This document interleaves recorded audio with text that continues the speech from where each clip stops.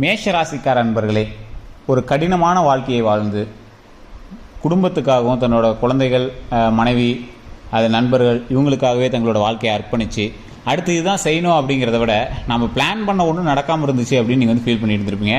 இனி நீங்கள் பிளான் செய்த அத்தனை விஷயங்களும் நடக்கும். அதுக்கு நீங்கள் என்ன பண்ணணும் அப்படிங்கிறது இந்த வீடியோவில் நான் சொல்ல போகிறேன். அது மட்டும் இல்லாமல் நிறைய பேருக்கு கேள்விக்குறியாக இருந்த சில விஷயங்கள், நீங்கள் எது செஞ்சாலும் தடையாகுது சார், என்ன பண்ணுறதே சில தடையெல்லாம் எப்படி நிவர்த்தி பண்ணுறது, ஒரு செயல் செய்கிறதுக்கு முன்னாடி சின்ன சின்ன தடைகள் வருது, அதுவும் இந்த 12 நாட்கள் ரொம்ப ஒரு மாறி இருந்தது, என்ன செஞ்சு தான் சரி பண்ணுறதுனே தெரியாமல் இருந்தோம் அப்படிங்கிறவங்களுக்கு இந்த வீடியோ ஒரு அருமருந்து அப்படின்னு சொல்லலாம். ஸோ வீடியோ ஸ்கிப் பண்ணாமல் பாருங்கள். இது எதனால் உங்களுக்கு ஆச்சு அப்படிங்கிறது தெரியும். ஒரு விஷயம் தடைப்படுது அப்படின்னா அதற்கு ஜாதக ரீதியாக 2 விஷயங்கள் தான் காரணமாக இருக்கும். அந்த 2 விஷயத்தை நீங்கள் சால்வ் பண்ணிட்டீங்க அப்படின்னா எந்த ஒரு ப்ராப்ளமே இருக்காதுங்க. ஸோ அந்த விஷயத்தை பற்றி இந்த வீடியோவில் நான் ஃபுல்லாக சொல்ல போகிறேன். இந்த 12 நாட்கள் உங்களுக்கு சுபிட்சமான வாழ்க்கை வருவதற்கு இது ஒரு முக்கியமான ஒரு வீடியோவாக உங்களுக்கு அமையும். இந்த 10 நிமிஷம் நீங்கள் ஸ்பெண்ட் பண்ணுற 10 நிமிஷம் அடுத்து வரக்கூடிய 12 நாட்கள் மட்டும் இல்லாமல் அதற்கு பின்னாடி வரக்கூடிய உங்களோட வாழ்க்கையவே கரெக்டான வழியில் திசை திருப்பதற்கு இது கண்டிப்பாக உபயோகப்படும். ஸோ ஸ்கிப் பண்ணாமல் பாருங்கள். அதே மாதிரி நிறைய பேர் தனிப்படையான ஜோதிடம் பார்க்கணும் அப்படின்னு ஆசைப்பட்றீங்க. கீழே நான் ஃபோன் நம்பர் கொடுத்துருக்கேன். அந்த ஃபோன் நம்பரில் நீங்கள் ஜஸ்ட் ஃபோன் பண்ணி உங்களுடைய பிறந்த தேதி, பிறந்த நேரம் சொன்னீங்க அப்படின்னாவே போதுமானது. அதன் மூலமாகவே உங்களுடைய எல்லா ப்ராப்ளத்தையும் சால்வ் பண்ணி வைக்கப்படும். பிரபல ஜோதிடர் தான் உங்கள்கிட்ட பேசுவார். நிறைய ஆக்டர்ஸ்க்கும் ஜோதிட ரீதியாக வல்லுநர்களுக்கும், அது மட்டும் இல்லாமல் அரசியல் ரீதியான மிகப்பெரிய ஆட்களுக்கும் ஜோதிடம் பார்க்கக்கூடியவர். ஸோ உங்களுக்கு வேணும் அப்படின்னா ஜஸ்ட் கால் பண்ணி நீங்கள் கேட்டு தெரிஞ்சுக்கலாம். அதே மாதிரி இந்த ராசிக்காரர்கள், இந்த மேஷ ராசிக்காரர்களை பொறுத்த வரைக்கும் சுயம்பு அப்படின்னு சொல்லலாம். எந்த ஒரு இடத்துலையும் நின்ன இடத்துல அவங்களாவே எல்லா விஷயத்தையும் மேனேஜ் பண்ணுவாங்க. மற்றவங்கள நம்பி இருக்க மாட்டாங்க. 1-2 கடன் வாங்கலாம், மற்றபடி அந்த கடன் பிரச்சனைகள்லாம் இருக்குமே தவிர எல்லா இடத்துலையும் சுயம்பாக இருப்பாங்க. சார் நான் ஒரு விஷயம் பண்ணுறேன் அப்படின்னா வேறு டெஸ்டிங் மூலமாக நான் டெஸ்ட் பண்ணிவிட்டு அந்த விஷயத்தை நானே சரிப்பட அது ஒரு ரியலிஸ்டிக்காக நானே நடத்திடுவேன் சார், எந்த ஒரு பெரிய விஷயத்தையுமே நான் சால்வ் பண்ணிடுவேன் சார் அப்படின்னு ஒரு தெம்பாக சொல்லக்கூடிய ஒரு ராசி. அதே மாதிரி இவங்களோட லைஃப்பை திரும்பி பார்த்தா இவங்களே ஒரு டைம் நின்று யோசிப்பாங்க, இவ்வளோ பெரிய விஷயத்தை நம்ம தாண்டி வந்துட்டோமா, நமக்கே ஆச்சரியமாக இருக்கே அப்படின்னு யோசிக்கிற அளவுக்கு ஒரு உன்னதமான ராசி இந்த ராசி. இந்த ராசினரை பொறுத்த வரைக்கும் வாழ்நாளில் அவ்வளோ கஷ்டங்கள், அவ்வளோ பிரச்சனைகள் எல்லாத்தையும் சந்தித்து இப்போ ஒரு முக்கியமான ஒரு காலகட்டத்துக்கு வந்திருப்பாங்க. அந்த கஷ்டங்கள்லாம் தாண்டி வந்த இவங்களுக்கு ஒரு விஷயம் உருவாக்கலாம் அப்படின்னு இருக்கும்போது சின்ன சின்ன தடைகள் இருந்திருக்கும். திருமணம் ஆகாமல் இருக்கிறவங்களுக்கு சென்ற வருடம் திருமணம் நடந்திருக்கிறதுக்கான அதிக வாய்ப்புகள் இருக்குது. குழந்தை பேர் இல்லாதவங்களுக்கு குழந்தை வரம் கிடைக்கிறதுக்கு அதிக வாய்ப்புகளும் சென்ற இடத்துல இருந்தது. இந்த வருடம் அதற்கு கொஞ்சம் சின்ன சின்ன தடைகள் இருக்குது. அந்த தடைகளை எப்படி நிவர்த்தி பண்ணுறது, அந்த தடைகள் எதனால் வந்தது, அந்த தடைகளை இந்த 12 நாளில் எப்படி சரி பண்ணுறது அப்படிங்கிறதான் இந்த வீடியோ. இந்த 12 நாட்களில் எப்படி சார் ஒரு விஷயத்தை சரி பண்ண முடியும், அந்த 12 நாட்களில் அப்படி என்ன இருக்குது, அதுவும் அந்த ஒரு விஷயம் தடைப்படுதுங்கிறீங்களா, அது என்ன விஷயம் அப்படின்னு பார்த்தீங்கன்னா ஒவ்வொரு ரீதியான எல்லா ராசிகளுக்கும் ஒரு முக்கியமான ஒரு விஷயம் தெரிஞ்சுக்கணும். ஒரு விஷயம் தடைப்படுது அப்படின்னா ஒவ்வொரு செயலுக்குமே பின்னாடி உங்களுடைய குலதெய்வம் அப்படின்னு ஒரு தெய்வம் இருக்குதுங்க. அந்த குலதெய்வம் உங்கள்கிட்ட தள்ளி இருந்துச்சு அப்படின்னா நீங்கள் எது நினச்சாலும் கொஞ்சம் லேக் அடிக்க தான் செய்யும். முக்கியமான எது, வம்சம். ஸோ அந்த வம்சத்தை வரத்தி கொண்டு வரணும் அப்படின்னா குலதெய்வத்தினுடைய அருள் கட்டாயம் தேவை. ஸோ இப்போ திருமணம் ஆகாமல் இருக்கீங்க அப்படின்னா உங்களோட குலதெய்வத்தினுடைய பார்வை உங்கள் மேலே படலன்னு அர்த்தம். குழந்தை பேர் இல்லாமல் இருக்குது அப்படிங்கிற பட்சத்தில் குலதெய்வத்தினுடைய பார்வை உங்கள் மேலே படலன்னு அர்த்தம். தொழில் தொடங்குறீங்க, பண வரவெல்லாம் இருக்குது, ஆனால் ஒரு சாட்டிஸ்ஃபேக்ஷனான லைஃப் இல்லை, உடல் ரீதியான சின்ன சின்ன உபாதைகள் இருக்குது அப்படின்லாம் யோசிக்கிறீங்களா, ஆட்டோமேட்டிக்காக நீங்கள் குலதெய்வத்தான் வழிபடணும். அதே மாதிரி ஒரு தடைகள் ஏற்படுது அப்படின்னா குலதெய்வம் உங்களுக்கு வார்னிங் கொடுக்குது அப்படின்னு அர்த்தம். இது எல்லாத்துக்கும் முன்னாடி குலதெய்வம் தான் இருக்குதுங்க. இதை மீறி தான் அடுத்து உங்களோட இஷ்ட தெய்வமும், நீங்கள் வணங்கக்கூடிய முக்கியமான தெய்வமும், நீங்கள் வேண்டுதல் வைக்கக்கூடிய தெய்வமும், நீங்கள் அன்றாடம் வணங்கக்கூடிய உங்களோட இஷ்ட தெய்வங்கள் எல்லாமே இதற்கு பின்னாடி தான். குலதெய்வம் வழி விட்டால் தான் அவங்க வரமே கொடுக்க முடியும். ஸோ இப்போ உங்களை சுழற்றி அடிக்கிறது யார், சுற்றி வளைக்கிறது யார், உங்களுடைய குலதெய்வம். ஏன் சார் குலதெய்வம் இப்படி பண்ணுது, நானும் வாரம் போகிறேன், மாதம் போகிறேன், ஆனால் ஒன்றும் பெருசாக தெரியலையே, நீங்கள் சொல்கிறது சரி தான், ஆனால் ஏதோ ஒரு வகையில் குலதெய்வம் கொஞ்சம் பேக் அடிக்கிற மாதிரி தான் தெரியுது அப்படிங்கிறவங்க இந்த மேஷராசிக்காரர்களுக்கு முருகனுடைய வழிபாடு ரொம்பவே அவசியம். ஆனால் இந்த குலதெய்வத்தினுடைய வழிபாடு இவங்களுடைய வாழ்க்கையவே சரி செய்து திசை திருப்பி அதற்கான வாழ்க்கையை உண்டாக்கி கொடுக்கக்கூடிய ஒரு மிகப்பெரிய வரம் கொண்ட ஒரு உன்னதமான இது குலதெய்வ வழிபாடு தான். சரி சார், குலதெய்வத்தை எப்படி வழிபடணும், இப்போ அந்த கோவத்தை எப்படி சரி பண்ணுறது, அந்த சுற்றி வளைக்கிற விஷயத்தை எப்படி சரி பண்ணுறது, நீங்கள் உங்களுடைய முன்னோர்களுக்கு செய்யாத விஷயங்கள், இப்போ நீங்கள் உங்களோட தாய் தந்தையருக்கோ உங்களுடைய தாத்தா பாட்டிக்கோ நீங்கள் செய்யாத கர்மாக்கள்லாம் அதை செய்யணும் அப்படிங்கிறதுக்காக தான் குலதெய்வம் அப்படின்னு ஒன்று உருவாக்குனாங்க. எல்லா கோவிலையும் கருப்பு சாமின்னு ஒன்று இருக்கும். வருடத்திற்கு ஒரு முறை கிராமங்கள்லாம் பார்த்தீங்கன்னா கருப்பு கட்டுறதுன்னு சொல்லுவாங்க. கருப்பு கட்டுறதுனா ஊரோட எல்லையில் போய் கோடு போட்டு கருப்புலாம் கட்டிவிட்டு வருவாங்க. அதாவது இறந்தவங்களுக்கு எல்லாத்துக்கும் இந்த பிரச்சனைலாம் எங்களை தொடர்ந்து வரக்கூடாது, எந்த பிரச்சனையும் வரக்கூடாது அப்படின்னு கும்பிட்டு வர்றது. ஸோ அதை உங்களோட தாத்தா பாட்டி பண்ணியிருப்பீங்க, உங்களோட முன்னோர்கள் பண்ணியிருப்பீங்க. அதுக்கு முன்னாடி இருக்கிறவங்கலாம் பண்ணுமில்ல, பாட்டம் பாட்டி, பூட்டன் பூட்டி, ஓட்டன் ஓட்டிலாம் இருக்காங்க பார்த்தீங்கன்னா, அவங்களெலாம் பண்ணும்ல. அதெல்லாம் எங்கே போய் பண்ணுறது அப்படின்னு தெரியாதனால தான், அவங்க யார் யாருன்னு தெரியாதனால தான், எங்களோட பேர்லாம் மறந்து போச்சு அப்படிங்கிறனால தான் குலதெய்வம் அப்படின்னு ஒன்று வச்சாங்க. இப்போ நம்மளோட வம்சாவளியாக அந்த இடத்துக்கு போய் கால் வச்சுட்டு அந்த இடம், நீங்கள் எத்தனை வீடு வேணாலும் கட்டிடலாம், எத்தனை இடத்துல வேணாலும் உங்களோட வம்சாவளியே இருந்திருக்கலாம். தாய் ஒரு பக்கம், தாய் தந்தையர் ஒரு பக்கம், அண்ணன் தம்பிங்க ஒவ்வொரு பக்கம் இருந்திருக்கலாம். ஆனால் எல்லோரும் ஒட்டுக்கா போய் நிற்கிற இடம் இது குலதெய்வம். என்ன சண்டை இருந்தாலும் போய் நிற்கிற இடம் இது குலதெய்வம்.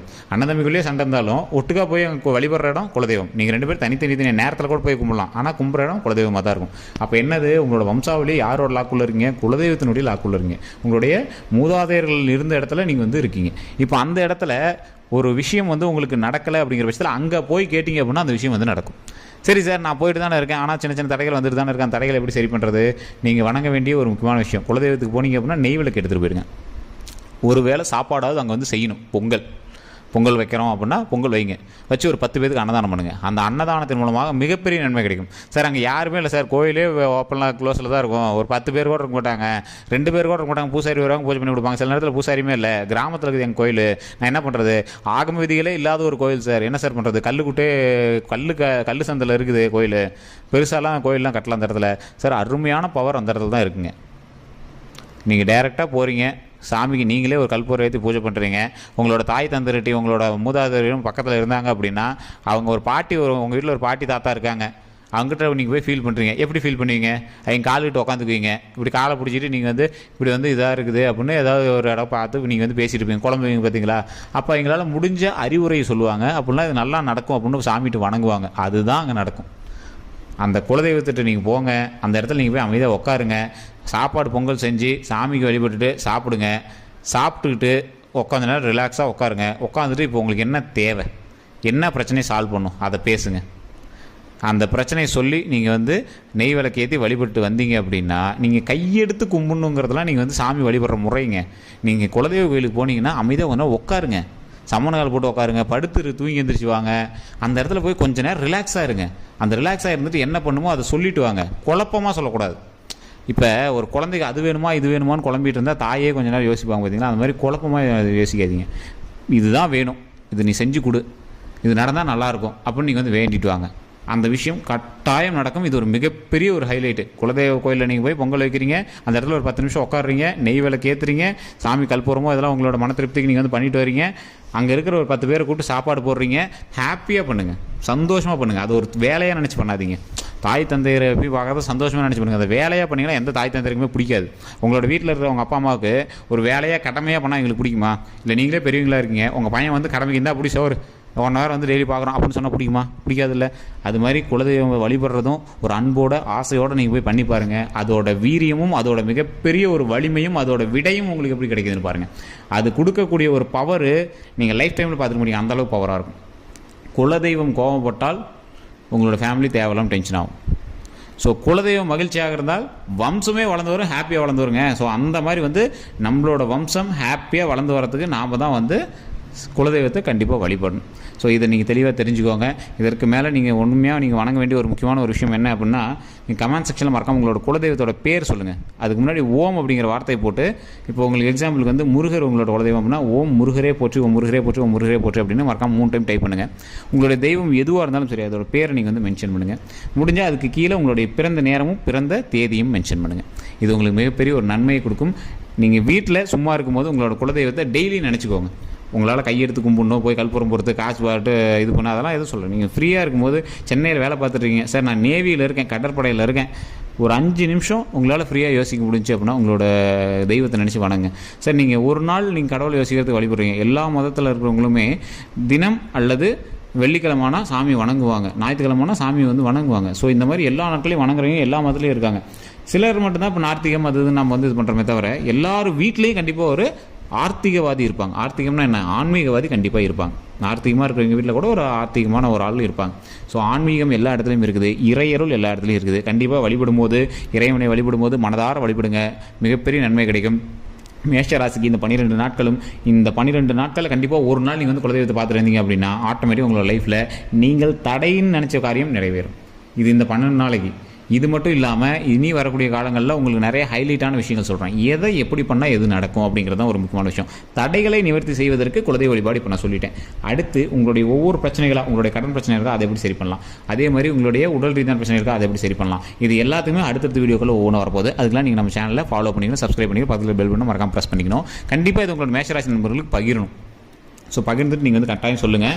அதே மாதிரி நிறைய பேர் கேட்டிருந்த ஒரு விஷயம், ஸோ நம்மளோட சேனல் மூலமாகவே நிறைய பேருக்கு ஜோதிட ரீதியான சில விஷயங்கள் எல்லாமே சிறந்த ஜோதிடர்களை வச்சு நம்ம சொல்லிகிட்டு இருக்கோம். உங்களுடைய பிறந்த நேரம் பிறந்த தேதி இருந்தது அப்படின்னா போது கீழே ஃபோன் நம்பர் கொடுத்துருங்க. ஜஸ்ட் ஃபோன் பண்ணி நீங்கள் பேசி தெரிஞ்சிக்கலாம். ஸோ ஜஸ்ட் ஃபோன் மூலமாகவே உங்களுடைய ப்ராப்ளமை சால்வ் பண்ணிக்கலாம். கீழே ஃபோன் நம்பர் கொடுத்துருக்கேன், டிஸ்கிரிப்ஷனில் இருக்குது, ஃபேஸ்புக்கில் ஸ்க்ரீன்லேயே கொடுத்துருக்கேன். ஜஸ்ட் நீங்கள் ஃபோன் பண்ணி பேசி தெரிஞ்சுக்கோங்க. எல்லோருக்கும் நன்றி நண்பர்களே.